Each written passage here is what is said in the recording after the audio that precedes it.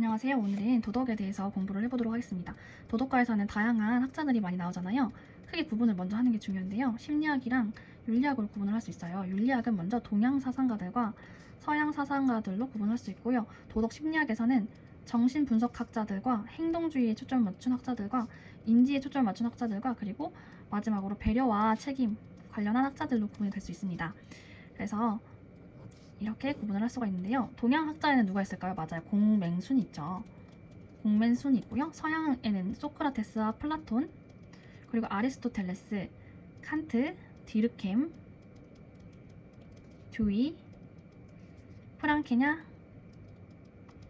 피터스로 구분을 할 수가 있어요.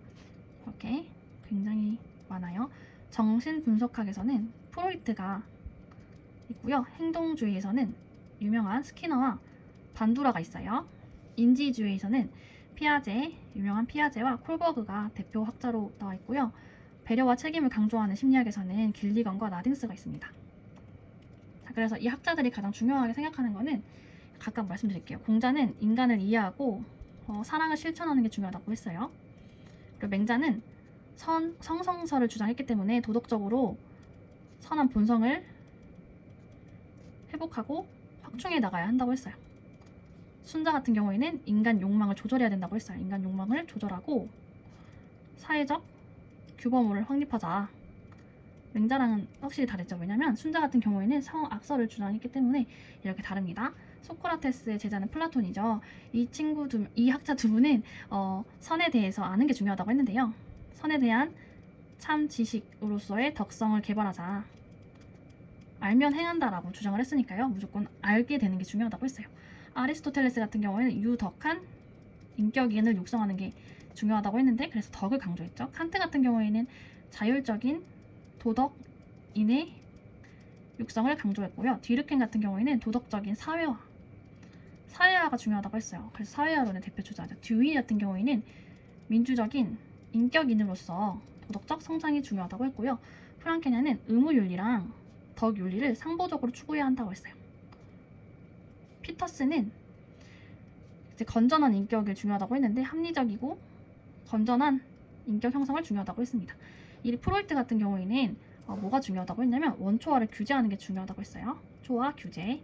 스키너는 강화 이론을 주장했죠. 강화 이론.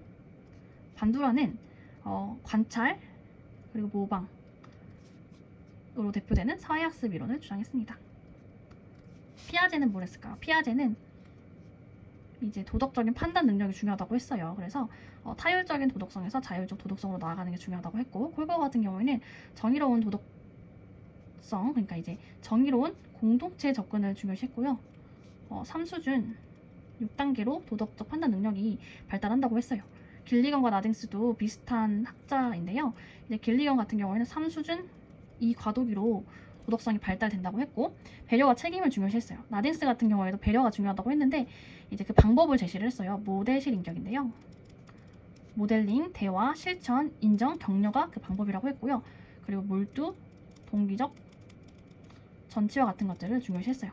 그래서 이렇게 도덕 학자들마다 중요하게 생각한 게 조금씩 다릅니다. 그러면 이제 그 공맹순으로 대표되는 동양을 넘어가고 서양부터 먼저 해보도록 할 건데요. 서양에서 가장 유명한 학자는 누구죠? 소크라테스와 플라톤이에요. 소크라테스는 이름은 다들 누구나 들어봤을 그런 학자잖아요. 소크라테스와 플라톤의 이론은 지혜의 철학이라고 불러요. 그래서 가장 유명한 말이 너 자신을 알라라는 말 들어보셨죠? 너 자신을 알라, 알고 있어야 돼요. 인지적인 측면을 강조한 학자들이라고 볼 수 있어요. 그래서 소크라테스의 제자는 플라톤이에요. 그래서 그 두 가지의 이론이 서로 너무 비슷해서 누구의 이론인지 잘 모를 때가 많다고 해요. 소크라테스와 플라톤이 가장 중요시한 거는 인지적인 측면에서 알고 있는 것을 가장 중요시했는데요. 그래서 지식적인 측면을 매우 중요시했어요. 그래서 도덕교육에서의 목표는 이 분들은 뭐라고 했냐면 도덕적인 이성을 기르고 비판적인 판단력과 지성을 갖추는 게 가장 중요하다고 했어요. 도덕적인 이성을 갖추는 것이 인지적인 설명이죠. 그래서 덕이 곧 지식이다. 사람들이 이제 지식에 대해서 알고 있을 때 덕을 행할 수 있다 하기 때문에 지식은 곧 덕이다. 그래서 이걸 어떻게 말하냐면 지행합일설이라고 해요. 알고 있으면 행한다. 나중에 아리스토텔레스가 이것에 대해서 반박을 했는데 지행합일설 알고 있으면 행동한다. 알고 있으면 행한다. 그리고 이거를 다른 말로 지덕복 합일설이라고도 하고요. 그래서 지혜는 곧 덕이다라는 말이에요. 그래서 이 지식을 도대체 그럼 어떻게 알아야 되느냐? 소크라테스는 삼파법 유명하죠. 이제 삼파가 엄마가 아기를 낳을 때 옆에서 도와주는 것처럼 질문을 해서 스스로 깨달을 수 있도록 삼파법을 통해서 지식을 알게끔 하는 거예요. 그래서 이성적인 숙고를 통해서만이 사물의 본질을 알 수가 있다. 그래서 플라톤 같은 경우에는 이데아론을 주장하기도 했어요. 이 이데아론과 동굴로 비유한 게 그 제시문에 나오면 플라톤이에요. 그래서 사실 우리가 알지 못하는 본질이 있다, 이데아가 있다라고 주장을 했습니다. 그래서 이성을 통해서 탐구를 해서 지식을 얻어야만 우리가 도덕적으로 올바른 사람이 될 수 있다라는 것이 간단하게 말하면 소크라테스와 플라톤의 이론입니다. 자, 그 다음에는 아리스토텔레스가 등장하는데요. 이제 아리스토텔레스는 소크라테스를 비난했어요. 알면서도 나쁜 행동을 할 수 있다라고 주장을 했는데요. 그럼 아리스토텔레스는 알면서도 나쁜 행동을 할 수 있으니까 결국에는 아는 것을 지속적으로 습관을 들여서 실천하는 게 중요하다고 했어요. 자, 그리고 아리스토텔레스가 가장 중요시하는 것은 행복인데요. 이 행복은 도덕적인 목적이기도 하고 최고의 선이 되는 거라고 했어요. 그래서 아리스토텔레스는 인간이 행복하기 위해서는 유덕한 인격인이 되어야 한다라고 주장을 했는데, 그러면 그 행복은 어떻게 유덕한 덕을 가지고 있어야 된다고 했잖아요. 어떤 덕일까요? 지적인 덕과 도덕적인 덕을 갖춰야 한다고 그랬어요. 지적인 덕과 도덕적인 덕을 갖춘다. 그러면 이제 덕이 그러면 뭘까? 이 지적 덕과 도덕적 덕을 가져야 행복한 건 알겠는데 덕은 도대체 뭘까? 덕은 뭐냐면 최선의 상태를 의미한다고 아리스토텔레스는 주장을 했어요. 어디서? 인간의 정신이 가지고 있는 부분에서 최선의 상태를 다할 때 덕이 있는 것이라고 말했는데요. 그래서 아리스토텔레스는 인간의 정신을 여러 가지로 구분을 했어요. 이제 정신의 덕은 지적인 덕과 도덕적인 덕으로 구분이 된다고 했어요. 지적인 덕은 말 그대로 인지적인 측면을 말하고요. 도덕적인 덕은 행동적이고 정의적인 측면을 말해요. 지적인 덕은 그러면 교육을 통해서 습득이 되는 덕인데, 도덕적인 덕은 습관을 통해서 획득이 된다고 했어요. 그래서 이제 교육을 통해서 실천지, 이 실천지는 뭐냐면 실제 삶에서 올바른 판단을 하고 이해를 하는 것을 실천지라고 해요. 실천적인 지혜라고 하고요. 이제 습관을 들여서 도덕적 덕을 만드는데 중용을 갖춰야 한다고 했어요. 중용 같은 경우에는 모자라지도 않고 너무 모자라지도 않고 지나치지도 않는 그 사이, 그 중간에 있는 걸 중용이라고 하는데, 상황에 따라서 이거는 어떤 것이 더 중용에 가까운지는 달라질 수 있다고 했어요. 예를 들어서 절제, 용기, 정의, 배려 같은 것들이 중용에 있는 덕들이라고 할 수 있어요. 그래서 이 덕은 두 가지로 크게 나누고, 정신 같은 경우에는 크게 이성적인 부분과 비이성적인 부분으로 나눌 수가 있어요. 그럼 이성적인 부분은 변하는 부분과 변하지 않는 부분으로 구분이 되고요. 비이성적인 부분에는 완전 비이성적인 것과 이성적인 게 어느 정도 있는 부분으로 구분이 됩니다. 자, 먼저 이성적인 부분에서 변하는 부분은 이제 가변적인 부분, 사량적인 부분이라고도 하는데, 이제 언제나 변할 수 있는 것에 대해서 숙고를 하는 것이기 때문에 실천지랑 관련이 있어요. 이 실천지가 어떤 것이 옳은지 판단을 하고 이해하는 것이라고 했잖아요. 그래서 항상 어떤 것이 변한지, 이 변하는 대상에 대해서 숙고를 할 때는 실천지가 필요하다고 했고요. 변하지 않는 부분은 바로 뭘까요? 진리예요. 자, 변하지 않는, 그리고 불변하는, 변화가 불가능한 것이 바로 진리잖아요. 상황에 따라서 변하지 않는 것, 그것은 바로 진리라고 보았습니다. 비이성적인 부분에서는 이성적인 부분이 조금이라도 있는 건 뭘까요?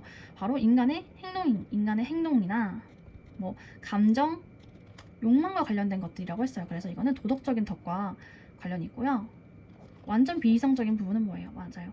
본능적인 것을 말하는 거예요.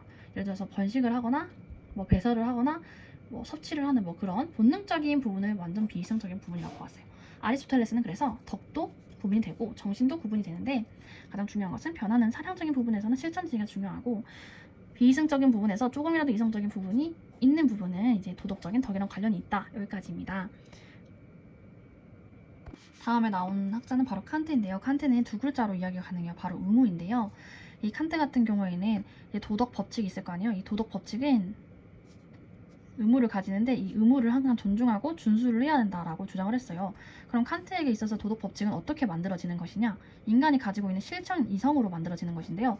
이 실천 이성은 그럼 뭐냐? 이성이긴 이성인데, 마땅히 해야 하는 것에 대한 생각을 하는 것과, 그리고 스스로의 의무를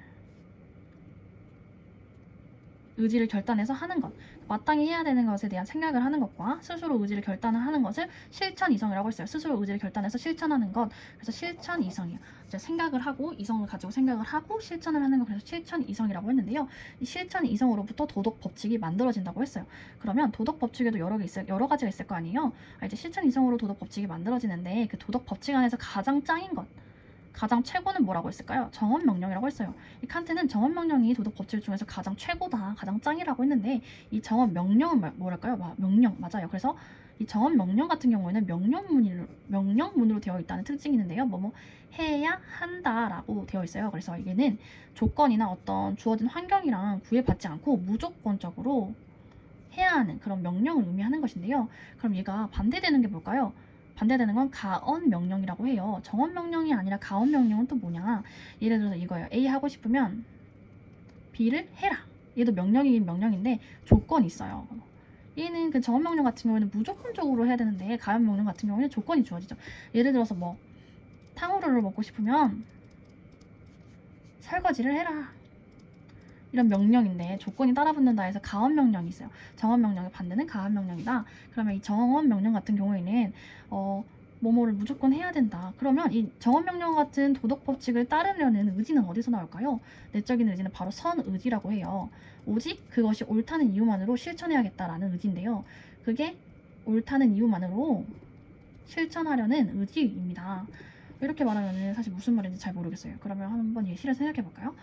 길을 가고 있는데 할머니가 계셨어요. 근데 할머니가 계셨는데 할머니가 짐을 다 떨어뜨렸어요.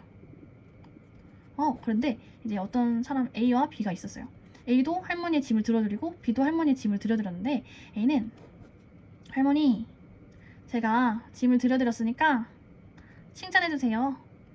아니면 인스타그램에 올려서 자랑해야지.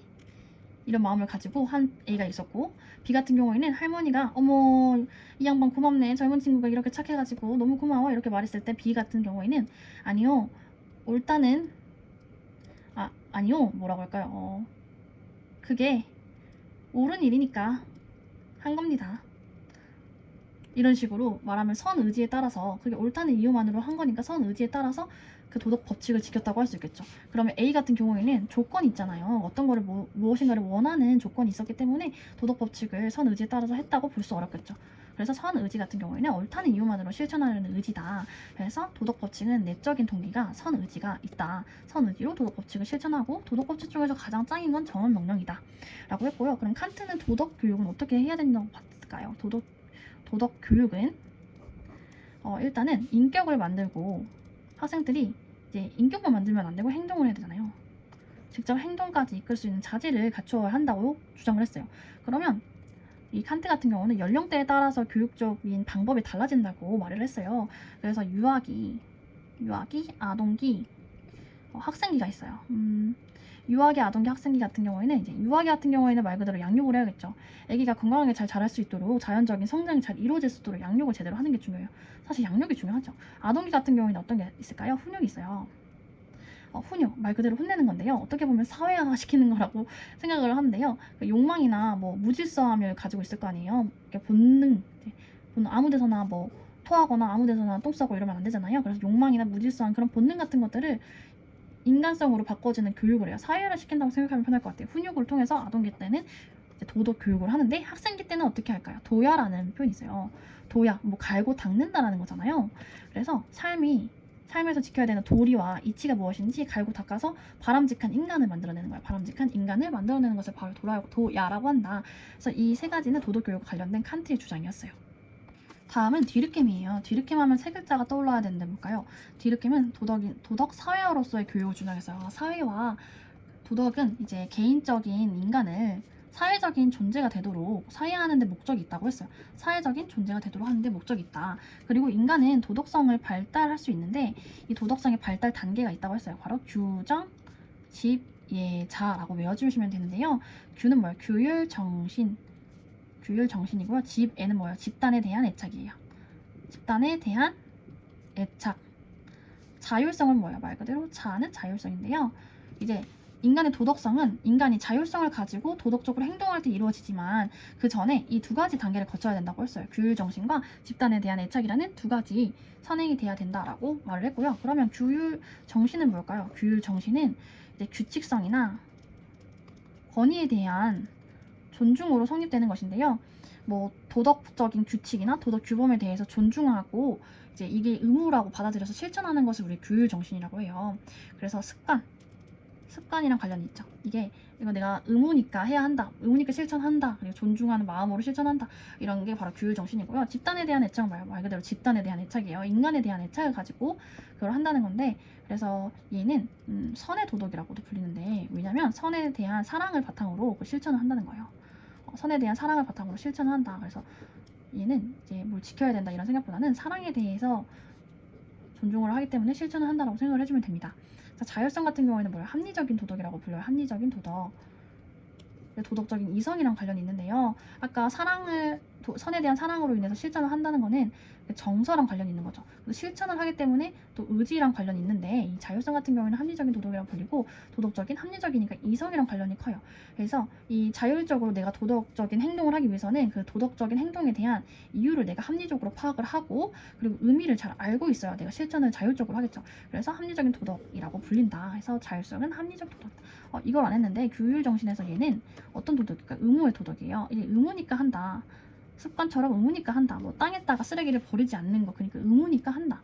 예, 두 번째는 집단에 대한 애착이니까 사랑에 대한, 선에 대해서 사랑을 하기 때문에 실천을 하기 때문에 정서, 의지와 관련이 있고 선의 도덕이라고 불린다라는 것이죠. 그래서 뒤르킹 같은 경우에는 그럼 이런 도덕 교육은 사회화랑 관련이 있는데, 이 사회화 어디서 가장 잘 이루어질 수 있을까? 바로 네 글자인데요. 바로 초등학교라고 주장을 했어요.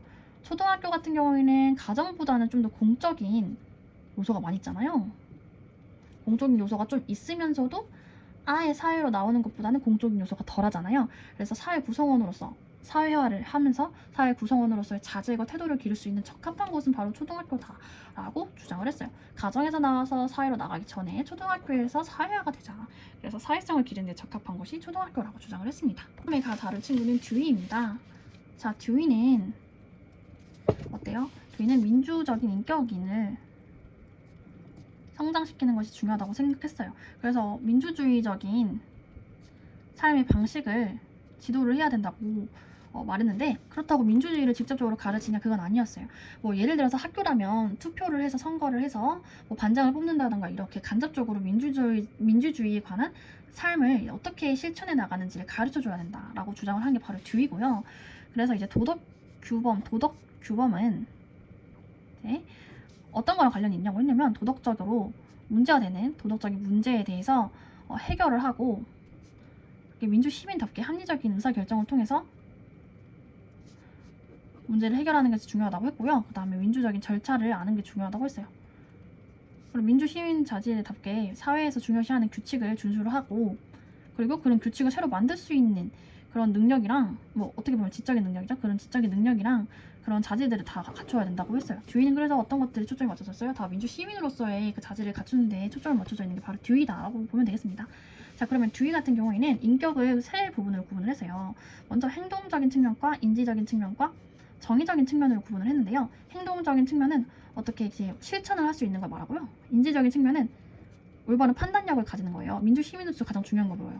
판단력이죠. 이제 투표를 제대로 못하면은 그 나라가 망하니까 판단력이 중요하다. 이제 정의적인 측면에서는 어떤 게 중요하다고 해서 도덕적인 열정을 가지는 게 중요하다고 했어요. 정서적으로 반응할 수 있는 도덕적인 열정을 가지는 게 중요하다고 했는데요. 그래서 이제 행동적인 측면, 인지적인 측면, 정의적인 측면 모두 다 중요시했기 때문에 어떻게 보면 이 듀이 같은 친구는 통합적인 접근이라고 볼 수 있겠어요. 그러면 인격을 이렇게 구분한 건 알겠고, 그러면 듀이는 도덕성이 발달을 하는데 어떻게 발달을 한다고 봤을까요? 얘도 천킹이 있는데요. 본사자예요. 본사자. 듀이는 본사자다. 뭐예요? 본은 본능적이고 습관적인 단계에서 사회적 관습의 도덕 단계, 그리고 마지막은 자율적인 도덕 단계로 구분이 된다고 했어요. 자, 본능적이고 습관처럼 하는 도덕 단계에서 사회적인 관습을 따르기 때문에 하는 사회적 관습의 단계, 그리고 마지막으로는 본인이 스스로 의지에 따라서 하는 자율적 도덕 단계로 구분이 된다라고 구성을 했습니다. 그래서 이 듀이 같은 경우에는 이제 개인적으로 인격을 형성하는 것도 중요하다고 했지만 이제 사회적으로 민주적인 인격인이 되기 위해서 그런 도덕성을 갖추는 것도 중요하다고 했어요. 그래서 두 가지 다 중요하다. 그래서 교사는 그러면 어떤 역할을 해야 되냐? 교사는 이 듀이가 말한 것처럼 학생들을 민주적인 인격인으로 만들기 위해서 어떻게 해야 되냐? 사회에서 중요하게 생각하는 가치가 있잖아요. 사회에서 중요시하는 가치, 뭐 예를 들면 애국심, 뭐 이런 사회에서 중요시하는 가치들을 전달하는 전달자로서 역할을 해야 된다고 했고요. 어떻게 보면 그래 헬퍼, 도와주는 사람, 이렇게 촉진해주고 또 돕는 사람으로서의 역할을 교사가 해야 된다라고 듀이는 주장을 했습니다. 다음은 프랑키네인데요. 이 프랑키네 같은 경우에는 아까 처음에도 말했지만 의무랑 덕 윤리학을 모두 추구하는 학자였어요. 의무랑 덕을 모두 추구를 했는데 의무 같은 경우에는 누가 생각나요? 맞아요. 칸트. 덕 같은 경우에는 아리스토텔레스가 생각나죠. 이 두 가지를 모두 중시했다. 그래서 어떻게 보면 통합적인 접근이라고 볼 수 있어요. 프랑키네에서 가장 중요한 문구는 뭐냐면 성품 없는 원리는 무력하고 원리 없는 성품은 맹목적이다 라는 말을 남기기도 했어요. 그래서 교육하는 방법은 맥스와 메이로 구분이 되는데요. 맥스 같은 경우에는 의무윤리랑 관련이 있어요. 그래서 어떤 도덕 규범에 대해서 사고하고 판단하는 것을 중요시 생각했고요. 지식을 알고 나서 사고하고 판단하는 게 가능하잖아요. 그래서 의무윤리랑 관련이 있고요. 메이 같은 경우에는 뭐예요? 이제 품성이에요. 품성과 관련이 깊은 것인데요. 이제 행동하는 그 사람의 동기나 의지나 성품을 매우 중요시했어요. 그래서 이 사고 판단을 하고 나서 이 품성에 따라서 직접 실천을 해야 된다. 그래서 메이라는 게 있어요. 맥스와 메이는 각각 맥스는 의무윤리랑 관련이 있고 메이는 품성 그리고 실천과 관련이 있다라는 것을 알아두면 좋겠습니다. 다음으로 할 것은 피터스인데요. 이 피터스라는 사람은 합리적으로 도덕성을 가지고 건전한 인격을 형성하는 게 중요하다고 했어요.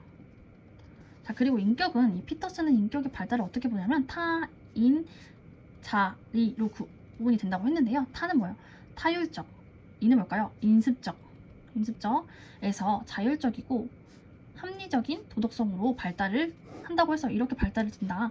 그래서 인간은 도덕적인 접근은 이렇게 되는 것이고 그리고 좀 더 구체적으로 단계를 구분을 했는데 자, 중, 규, 준, 자예요.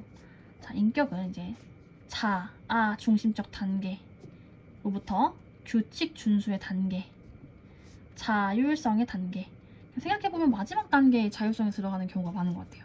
자아중심적인 단계는 도덕 규칙을 자아중심적으로 살펴보는 걸 말하고요. 나 위주로 생각하고 행동하는 것을 말해요. 규칙 준수의 단계는 뭐냐면 이제 규칙을 지켜야 된다라고 합리적인 이해는 없어요. 하지만 그냥 규칙을 준수해야 되기 때문에 순응하고 받아들이는 그런 단계라고 볼 수 있고요. 자율성 단계는 뭐냐면 도덕 규칙을 이제 이성을 사용해서 비판적이고 반성적으로 살펴보는 거죠. 그런 다음에 규칙에 대해서 지켜야 된다라고 생각이 들었을 때 그때서야 신념을 형성하고 실천을 한다. 자율성 단계. 자기가 비판적으로 먼저 살펴본 다음에 그게 수용이 될 때 실천을 하는 게 자율성의 단계라고 볼 수 있겠습니다. 자, 이렇게 있고요. 그러면 여기 자율성의 단계에서 중요한 게 있어요. 바로 합리적인 열정이라는 건데요. 합리적인 열정은 뭐냐면 규칙을 실천하기 위해서 규범을 실천하기 위해서 필요한 정의적인 요소를 이렇게 합리적인 열정이라고 해요.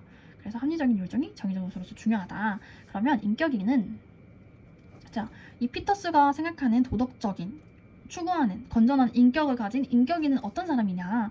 어떤 사람일까요? 바로 세 가지 기능을 모두 성실하게 수행하는 사람을 인격인이라고 보았는데요. 입집심이라고 하죠. 입집심. 입은 뭐냐? 입법적인 기능. 집은 뭐냐? 집행적 기능. 심판적 기능. 뭔가 행정부, 법원 이런 게 생각이 나는데요. 입법적 기능은 뭐예요? 국회가 하는 일, 이제 입법인데요. 이제 규범을 정하는 거예요. 자, 내가 지켜야 되는 규범을 정하는 것. 집행적 기능은 뭐예요? 실제로 하는 것이죠. 의무나 뭐 실천을 다 하는 거예요. 선행을 하는 거예요. 심판적 기능은 뭐예요? 심판적 기능 예를 들어서 이 제대로 실천을 하지 않았을 때 판결을 내리는 거예요. 그래서 입집심에서 심판적 기능 판결을 내리는데 자기 징벌처럼 자기한테 벌을 내리는 것이 예시로 들 수 있겠는데요.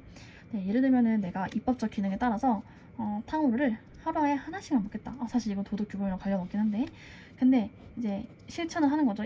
하루에 하나씩 먹자. 실천을 했어요.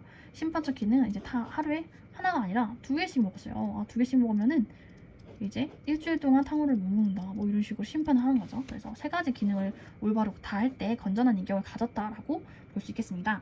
다음으로는 정신분석학에서 아주 유명한 프로이트에 대해서 이야기를 해보도록 하겠습니다. 짧게 이야기를 해볼게요.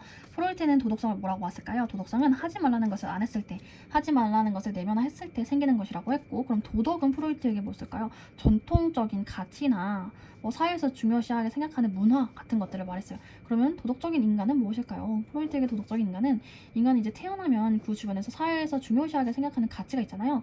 그 가치나 규칙, 사회적인 규범, 문화를 잘 지키고 실천해 나가는 사람을 도덕적인 인간이라고 봤어요. 뭔가 현실적인 이야기죠. 그래서 인간이 도덕성을 발달하기 위해서는 자기가 가지고 있는 내면을 성숙시키는과 동시에 이 환경에 잘 결부되어야 도덕적인 인간이 될 수 있다라고 하는데요.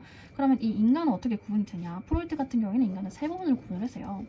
자, 먼저 이렇게 생긴 사람으로 구분을 할 수 있겠는데요. 먼저 초자, 이렇게 웃고 있는 친구는 슈퍼에고라고 합니다. 얘는 자에고인데요. 그리고 얘는 원초아, 이름입니다. 자, 딱 봐도 원초, 이름에서부터 알 수 있어요. 원초적인 본능에 따라가는 친구를 원초아라고 하는데요. 배설, 번식, 식욕, 수면욕, 성욕 이런 것들, 본능적인 것들을 추구하는 것이 원초아라고 할 수 있어요. 비합리적이고 본능적이고 충동적인 친구예요. 이 초자 같은 경우는 슈퍼에고 같은 경우에는 이 원초아를 규제하는 역할을 해요. 규제를 하기 위해서는 뭐가 필요할까요? 권위가 필요하겠죠. 선생님이 학생을 규제하고 올바르게 어떻게 행동을 좀 교정을 하기 위해서는 권위가 필요한 것처럼 이 초자에게도 권위가 필요하다. 규제하는 역할을 하는 초자. 자아는 뭘까요? 자아는 현실적인 친구예요. 그래서 현실적인 것을 잘 따라요. 내가 너무 원초아를만 따라가면 사회에서 나부가 될 수 있다. 이런 현실적인 생각을 하는 게 바로 자아라고 볼 수 있겠습니다. 그러면 이 초자아를 형성하는 것은 뭘까요? 이 초자아는 원초아를 규제한다. 근데 규제만 하는 게 아니라 어떤 거를 추구해요? 완벽을 추구하는데요. 쾌락보다는 완벽을 추구하는데 도덕적인 완벽을 추구해요. 그래서 도덕적으로 규범이 완벽하게 내가 내면화할 수 있도록 그런 완벽을 추구하는 그런 친구인데요. 이 초자아가 형성되기 위해서는 뭐가 있어야 되냐? 먼저 양심과 자아 이상이 있어야 돼요. 이 양심 같은 경우에는 어떻게 생기냐? 생각해보면 양심은 어떻게 생길까요? 하지마, 하지마, 하지마. 이 부모님으로부터 하지마, 하지마, 하지마 소리를 들을 때 양심이 형성되고, 자아 이상 같은 경우에는 어떻게 생길까요? 칭찬을 들을 때.